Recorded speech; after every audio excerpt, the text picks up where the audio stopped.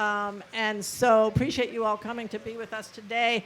I will briefly introduce Brian, very briefly, because a lot of you probably know Brian and have read some of his books, but Brian McLaren is an author and a speaker and a former pastor, former college English professor, and a public theologian, and an activist. And if you have followed climate at all, you may know Bill McKibben. He's written many, many books on climate and the environment, and he is also a speaker all over the world. He's got too many honorary degrees to mention, and he's also, though, the Schumann Distinguished Professor in Residence at Middlebury College in Vermont. So definitely say we got to. And if you're interested in climate and you don't know about it and you want to keep up to date, his Substack is called The Crucial Years, and it's excellent. So please check that out. The other thing to say about Brian and Bill is that they like getting arrested. So you may see them being dragged off to jail on behalf of the poor or the planet, and they are brothers in spirit that way. So we've been having some conversations at the pre-festival yesterday on climate justice, and then throughout the day today on activism, because when you hear about what's going on with the climate, like you kind of want to do something.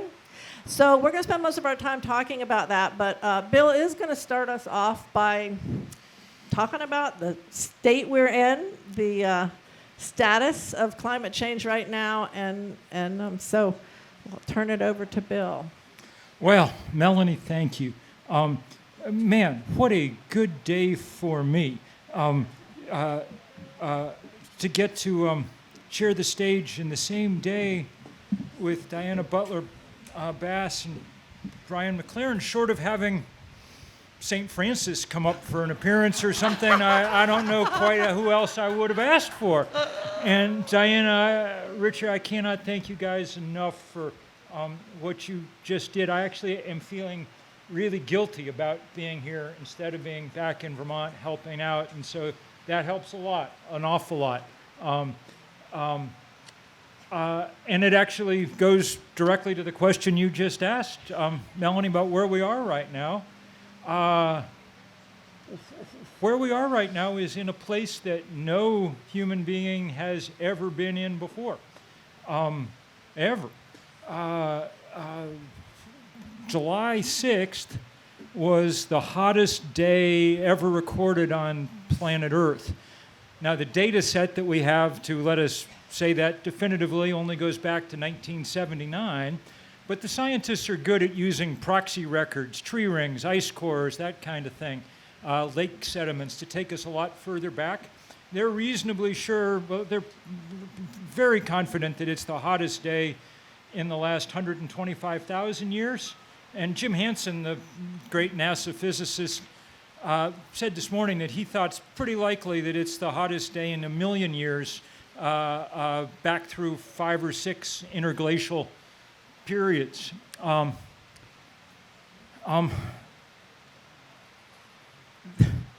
It was the hottest week ever. It came after the hottest June ever. We're probably in the middle of the hottest year ever.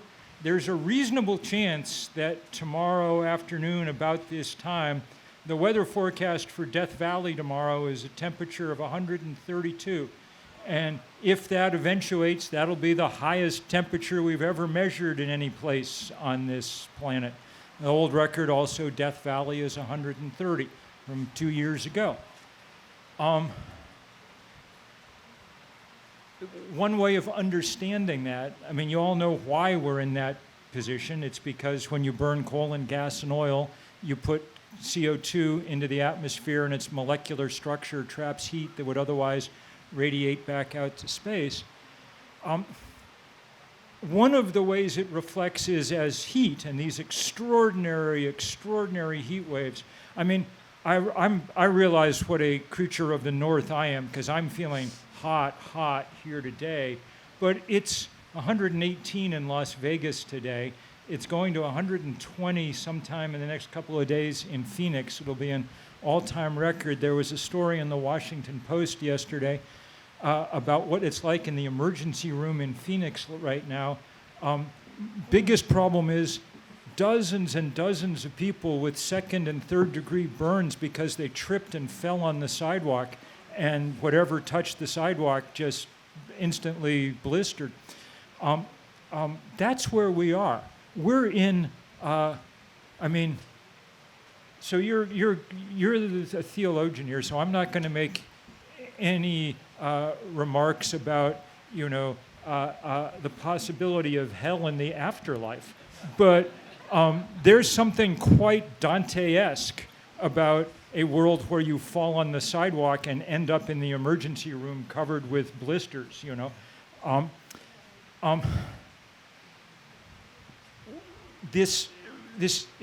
Heat is just a measure of energy. There's much, much more energy trapped in this narrow envelope of atmosphere in which we reside. And it manifests in all kinds of ways. Here's a way to think about that energy, because when we talk about, we say the temperature is 1.5 degrees Celsius higher than it's ever, that doesn't sound quite as dramatic as it actually is. So take another measure of heat. Every day, the extra heat that we trap near the planet is the equivalent of, the heat equivalent of 400,000 Hiroshima-sized explosions, okay? When you take it in those units, it gets easier to understand how we've melted most of the ice in the summer Arctic, how we've set the Antarctic to melting quickly, how we've raised the temperature, the level of the oceans.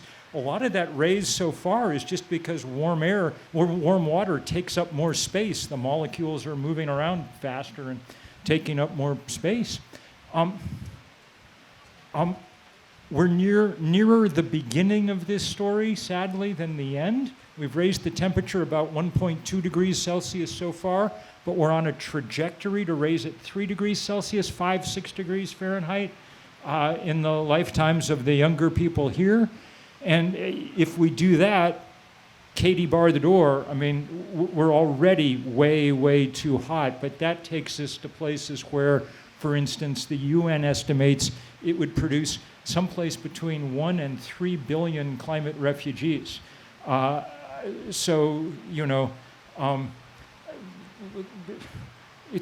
having a fairly hard time mustering the Christian charity to deal with refugees measured in the 1 or 2 millions. Multiplying that by 1,000 times will probably not make it much easier.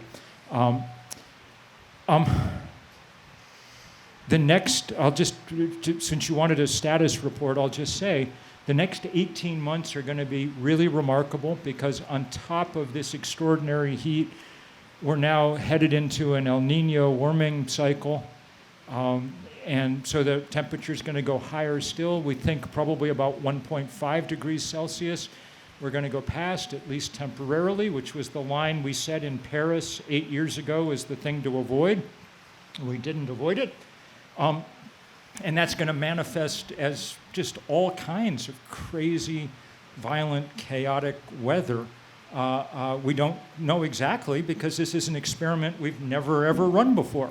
But we're running it now. And so part of what we're going to have to do is respond, as you guys just generously did, thank you so much, to an endless need of people for relief and succor. And part of it is we're going to have our, I think, really final good shot at raising public consciousness enough to really do something to reset our planet. When I say last shot, I don't mean that it's all over after that or anything, but we're running out of space in order to make the change on the scale we need to really fundamentally alter how high the temperature gets. The climate scientists told us that we had until 2030 to cut emissions in half to have some chance of meeting those Paris climate targets. if we want to cut emissions in half by 2030, we can't start in 2029, you know. This is our moment to try and raise movements large enough to push and shove our fossil fuel industry and its bought and paid for politicians into doing something really remarkably different. So that's the job. I'll just add, I mean, I obviously could talk about this for a long time, and there's no reason to inflict it on you for a long time. But I think it's important for people who take the Bible and the idea of creation seriously to just understand that what we are doing is running Genesis in reverse in about the same real time frame that story was, you know, a little bit longer, but not much. 6 years, not 6 days, you know. We're engaged in a large-scale project of decreation. This is by far, by orders of magnitude, the biggest thing that people have ever done on this planet. It is by orders of magnitude the most dangerous thing people have done on this planet, and it is by a large measure the most unfair thing that people have ever done on this planet, because the iron law of global warming is the less you did to cause it, the sooner and the harder you get hit by it. Just a statistic to lodge that in your mind. The entire continent of Africa has put about 2% of all the carbon in the atmosphere. And yet it's suffering huge proportion of the impacts. There's millions upon millions of people at the edge of starvation because the rainy season hasn't come for 5 seasons in a row up in the Horn of Africa, because, I mean, it got so bad last year, the weather's so crazy that really record scale plagues of locusts had descended across large parts of that part of Africa and ate what there was to eat in the fields. When we talk about biblical weather, that's the kind of thing that we're talking about. And just by contrast to that 2%, Americans have put about 25% of all the carbon in the atmosphere. And almost all the stuff that almost all of us put up there in our lifetimes is still up there. I said yesterday, the stuff that came out the back of my family's Plymouth Fury when I was getting my learner's permit in 1973 or something is still up there trapping heat, you know, which is not to make us feel guilty. That doesn't seem particularly productive. It's to give us really powerful incentive to figure out how we can do a lot more than we have been doing so far. Because by definition, what we've been doing so far isn't enough. That's why it's, you know, you can't put your hand down on the sidewalk in Phoenix today, you know. So the planet's out of its comfort zone. We need to be out of our comfort zones in big, big ways. End of sermon.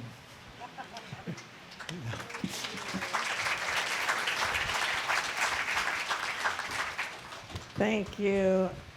I want to apologize. I didn't introduce myself. No. I'll need to think about where that was and what that was later, but I'm sorry. I'm Melanie Griffin, and I'm a faith-based activist and writer, and currently working for Third Act, which is an organization that Bill founded. Bill founded 350.org, I think, what did you say, 2008? And then he founded Third Act just less than 2 years ago, and we're growing by leaps and bounds, and we are organizing folks over 60 to protect the climate and our democracy.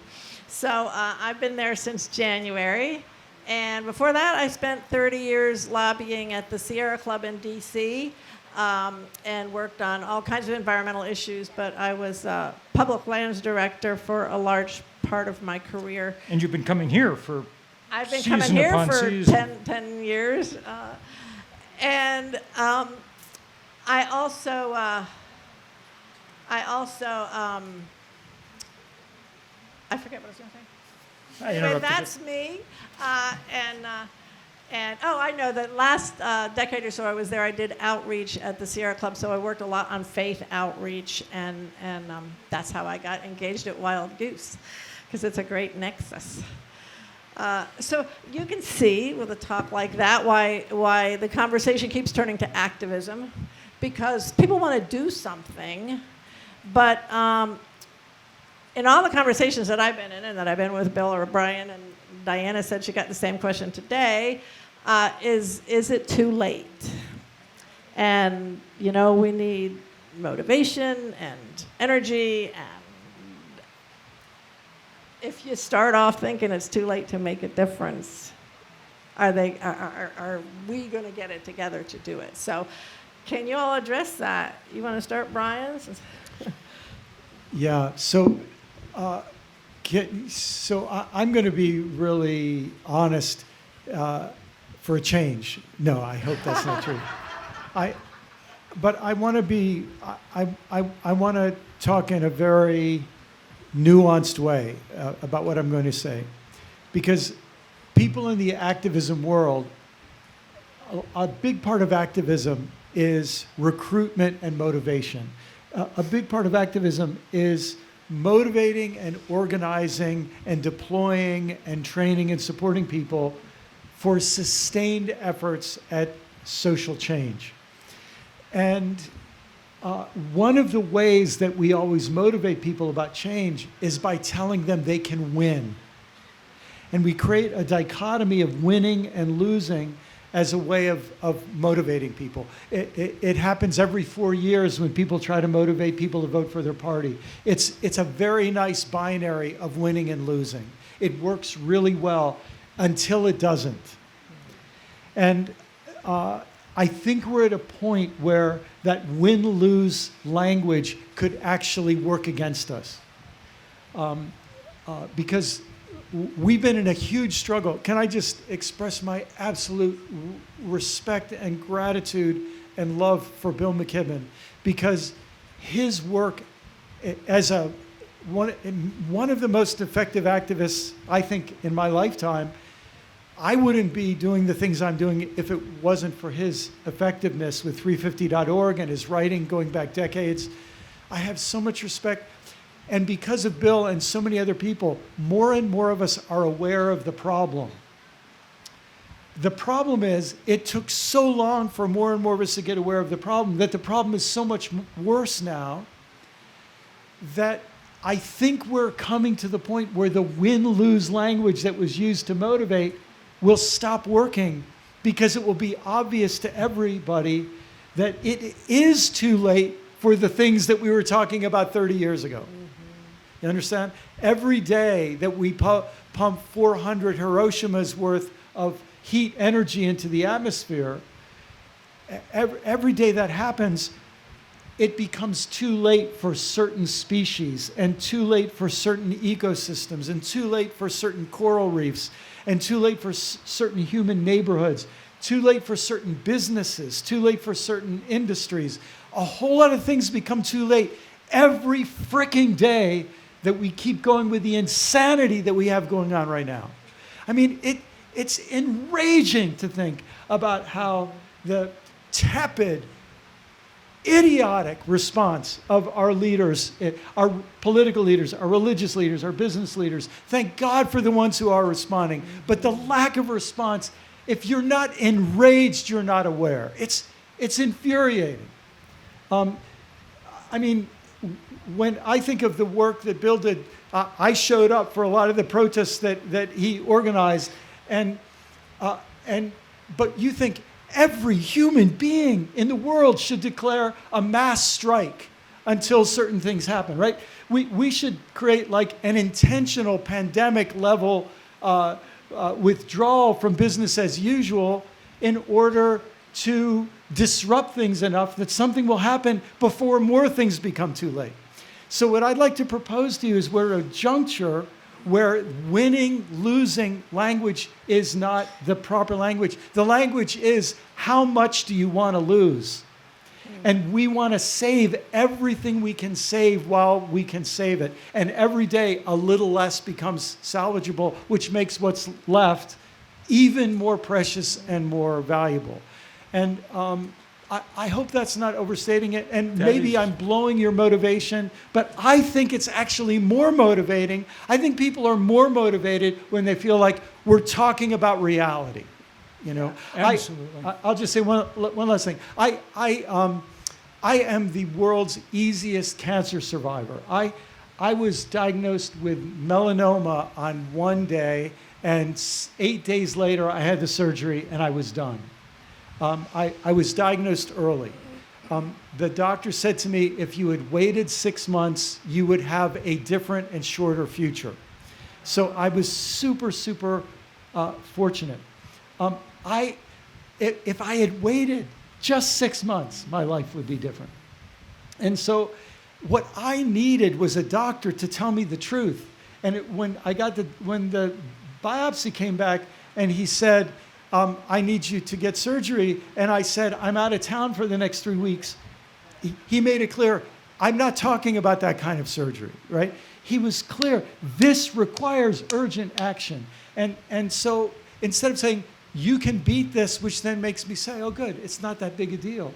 We say, no, you're going to lose. It's just a question of how much you're going to lose, which makes everything you save even more precious. That's how I would say it. Yeah. That is a beautiful, powerful story at the end. That is a really good metaphor.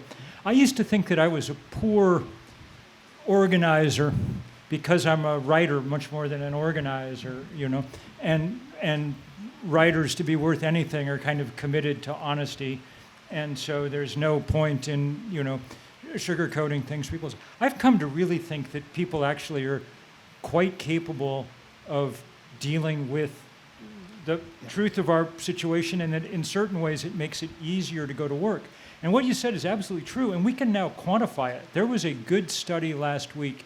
I mean, if you look at a map of the world, humans live where they live because those are the zones of the planet that are habitable for our bodies and our crops. So there's a, you know, scientists call it that there's like a Goldilocks zone in which 97% or something of human beings have settled. Or, I mean, there's people in the very far north and a few other places that are kind of outside that, and they have extraordinary lives, but most people are in this zone. Well, from this point on, each extra 1/10 of a degree that we warm the planet, this study said, would take 100 million people out of that zone, would take them into by staying in place, the place they were would no longer be fit for, that's why we're going to have 1 billion people trying to move, you know. But that's because it's literally getting impossible to live on places on this planet. The World Labor Organization predicts that we've already, the capacity of humans to work outside in this world is already down more than 10%, and that number will be 30 or 35% by the middle of the century. Because, you know, I mean, somebody's out working in the fields today, but I'm sure glad it's not me, because it's hot, you know, and it's way, way, way hotter and more humid than this in India right now and in North China. And it's the forecast for the Central Valley of California for tomorrow, which is where we grow more food than any other patch of land, I think, in the whole world in terms of dollar value. The forecast for tomorrow is 123 degrees. Not only can you not work in that, I mean, there's a certain point at which plants just give up and, you know, call it quits, you know. So every increment here counts, and counts enormously. One of the reasons that, I hadn't really thought about this before, but one of the reasons that one of the reasons we might have so much luck we've had so much luck engaging older people in working on this, is because at some level, it's not quite as dread-inducing if you know you're going to, you know, you're only going to have to live through it for another, you know, 10, 20, 25 years, whatever it is. It is so debilitating right now to be 18 and thinking, this is the coolest summer I'll ever see, was this, that's, and thank God that most of them nonetheless are willing to try and do something about it and work hard. Young people have been leading this fight, but man, it's up to the rest of us to back them up in every way we can think of, I think. Thanks. So, I'm looking at your face over here, this young man in the blue shirt. Yeah, you. I'm sorry. I feel like we're really depressing you. I mean, I'm 68. Like Bill said, I'm probably not going to be here for the worst of it. But anyway, I want to talk about hope, because that's the other question that keeps coming up as we talk about activism and this issue. Where do we find hope? And especially you guys who do this day in and day out and have for a long time, and you've watched these trends and you've watched us not do what needs to be done at every international conference. And so where do you find hope? How do you think about hope? And how can you give this guy in the blue shirt a little hope? Brian, you want to Well, so what I'd like to do to start is I would like to redefine hope. Here's how Václav Havel said it. Hope is not confidence that things will turn out well. Hope is the conviction that some things are worth doing no matter how they turn out. Does that begin to make sense? I'm just finishing a book that's supposed to come out in May on this subject called Life After Doom. And the subtitle is The Human Spirit in a Turbulent Time. And, the great 20th century novelist of doom, I don't think was Cormac McCarthy. I think it was J.R.R. Tolkien. And if you've read Lord of the Rings, also if you see the movie, but even more if you've read the books, part of what Tolkien does is poor Sam and Frodo are going toward Mount Doom. They're going to have to do something that they both assume will kill them, but it must be done if there's to be a future for anybody else. Like, talk about a motivating journey, right? That they're expecting to get nothing out of it. And there's this moment in is it the third one, Return of the King, I think, where Sam, we're Tolkien has Sam, if you remember the story, who's carrying Frodo now because Frodo is too exhausted to walk. And he says something like this. Sam says, it says, Sam completely lost hope. And then he says, and at that moment, it was as if something within him turned to steel or stone. And I don't know how Tolkien does it, but when you read that passage, the moment of hopelessness doesn't become the moment of lost motivation. It becomes the moment of insurmountable, unstoppable motivation. I have nothing to lose, so I'm going to give my all to what has to be done. Does that make sense? So what I want to suggest to people is we redefine hope as saying, I'm not doing this. I hope there are good outcomes. Obviously, I want there to be good outcomes, but whatever the outcome, enough is at stake that I don't hold back anything. Let me tell you, I think there is a danger in hope and a danger in despair. Hope, there's a certain kind of hope, and not the kind of hope we just talked about. There's a certain kind of hope that says, oh, good, there are encouraging anecdotes to help me feel that things will be all right. I can return to my previously scheduled complacency. And look, Bill, I know feels this. As speakers, we go speak, and everybody's worried about having the speakers be a downer. So they always say, can you bring some hope to this thing? And what they mean is, please end with a couple of encouraging stories. I've come to believe that's counterproductive. It gives people permission to write a high evaluation of your talk on the review form and to return to their previously scheduled complacency. But that's what despair does too. Despair that says nothing's going to change, nothing's going to change. It doesn't matter what I do. Why try? I'll return to my previously scheduled complacency. In fact, I might even up my selfishness a little bit, you know. I wish I need to memorize this poem, but there's this beautiful poem by a Pakistani activist. You may know her, but the poem has this line: I would walk to extinction for love. Oh. And what I think we're facing is this: when your hope fails, or when your assumption that we're going to win and we're going to get through this and everything will go on and you'll still be able to watch Netflix just as before and your job won't be affected and your investments won't be affected, when all of that seems less and less believable, but you say, you know what, I'm a bird guy. I love birds. And I'm a grandfather. I am nuts about my grandchildren. And I love trees. Like, I just am crazy about trees. And I love rushing water. I'm a fly fisher. Man, I love trout. I love the water they live in, the rocks that are underneath the water. And I love it all. I love it so much that I would walk to extinction to do whatever I could for the things I love. That, to me, is the hope of Sam Gamgee that Tolkien was writing about. Yeah. Yeah, that is so beautiful. So powerful. Look, I'm not even really convinced that the opposite of hope effectively is despair. Yeah. I have a feeling that the opposite of hope is a kind of cynicism. Yes. That sort of keeps you from doing things, allows you not to do things, whatever.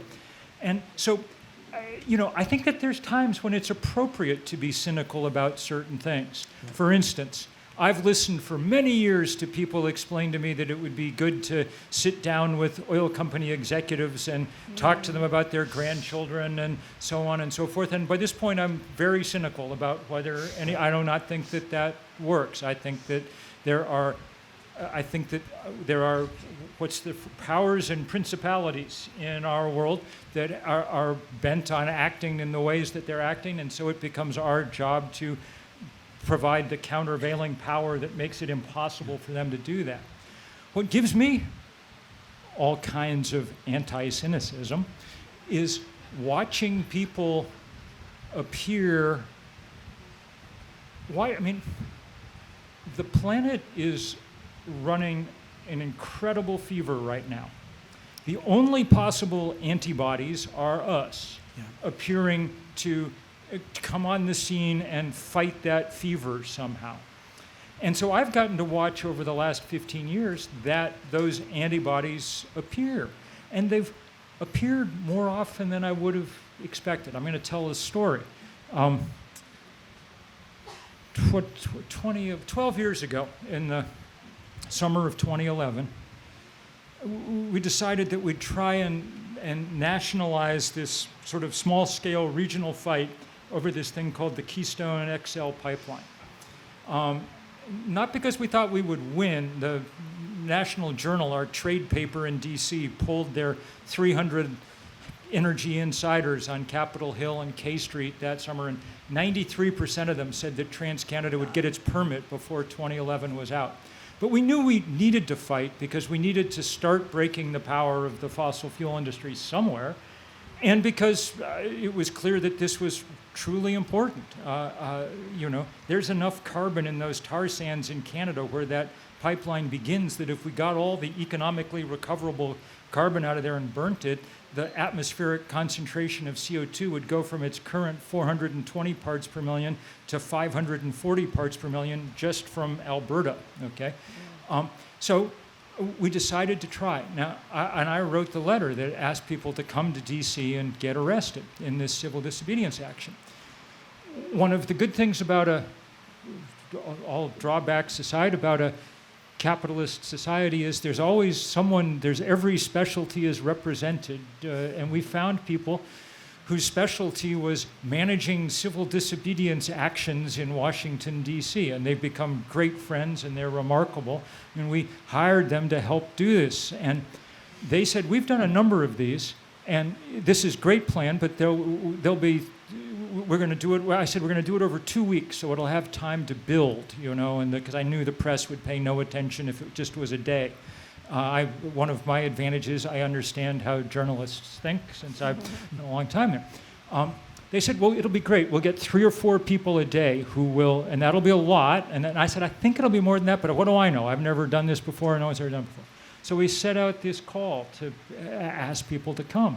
And we just told people, show up the night before the day that you want to get arrested. We're going to be at St. Stephen's Church in D.C. We'll train you up for a couple hours about how to do it. And that first night, 140 people showed up to be arrested, and the trainers were quickly scrambling because they had not planned. They were planning for 4 or 5 people, and instead there were 140. Now, there were a couple of interesting things that happened as a result. One was the park police, when you sit down in front of the White House, normally just take you off and fine you. But they were as freaked out by this in a sense as we were, because they knew we were planning to do this for 2 weeks. So they decided to deter us, and we spent 3 or 4 days in jail in Central Cell Block in D.C., about as much fun as it sounds. And but what do you know? The logic that may or may not work with criminals does not apply to idealists, and this was just the thing to make sure that there were 140 people every day who showed up for 2 weeks. By the time we were done, it had become the largest civil disobedience action about anything in this country, and it, in a long time, and it set in motion this thing that became the signal environmental fight so that's first anti-cynicism thing 1. Point 2, I had said when I wrote that letter that I did not think that in this case young people who were doing most of the leading in this movement should have to be the cannon fodder. Because if you're 19, there's a reasonable chance that an arrest record's not the best thing for your resume. One of the few unmixed blessings of growing older is, past a certain point, what the hell are they going to do to you, And so it was with pleasure that we watched, people with hairlines resembling mine appear in Washington. We did not ask them as they were getting arrested, how old are you? That seemed rude, but we did cleverly, I think, say, who was president when you were born? And the 2 largest groups were from the FDR and the Truman administrations. And it was really wonderful. It was really wonderful for the young people who were there to see their elders acting in the way that we need elders to act in a working civilization. And not necessarily get arrested, but being committed, standing up, in this case, sitting down, doing the necessary thing. And that was really the thing that was the genesis in my mind for third act. It took a few years, but that was and we've been beautifully surprised by watching tens of thousands of people stream in the door saying, what can we do? I'm 70, I'm 80, I'm 90.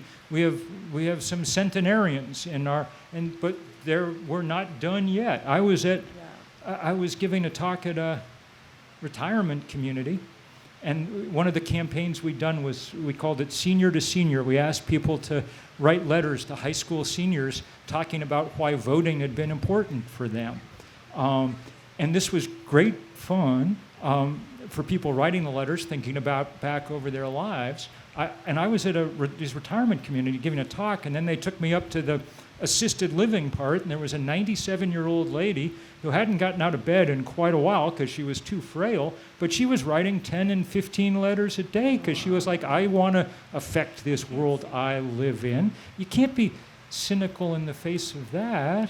By the way, the young people who were getting the letters were often quite if you're 17, it turns out there's a reasonable chance you've almost never gotten a letter in your life, So all the years you put in learning penmanship actually are kind of a superpower at this point. But it was and is remarkable, and that's what it is going to take. There is no shortcut to changing the world. There's no, we're not going to elect somebody who's going to change everything. We're not going, even when we're in election, I mean, our job is to, if we get somebody good, is to create the room for them to do the things they want to do, which is never easy. The other side, the fossil fuel industry, isn't going to give up and go away. That's magic thinking, which there's no room for. It's a straightforward but not easy task that we have, which is to assemble enough people who care about the world to do the work of making sure that, and it's, some of those people are scientists who have brought us solar panels that are now the cheapest way to produce energy on this planet. That is an extraordinary gift. I said this morning, that is, water into wine for our time, we can take those things, and with enough will, we can get done what we need to do. That's the hope, and there's no point at all being cynical about that, just understanding, as Brian said, that time matters. This isn't the poor you always have with you, This is get it out in 6 months, or, we'll see you at the funeral home. I mean, we have a short period of time in which to deal with things, but that's just the world that God created. That's how physics works on our planet. So there's no use, bitching and moaning about that either. That's just, that's as, the physics of this planet is as much a beautiful part of it as the elephants and the, snowfall and everything else. It's just where we live, So we best take care of it. Amen. Thank you. Thank you both. I find my hope in this, and you all who care and who came, and there's something for everybody to do, no matter your age, no matter your class. And so I just really urge you to pray about it, rest with it, think about it, let it sink in, and align yourself with a movement. There's lots of organizations you can be involved in. If you're over 60, I recommend Third Act. But do tell your grandparents. Yeah, that's right. Do get involved, and thank you for letting us share.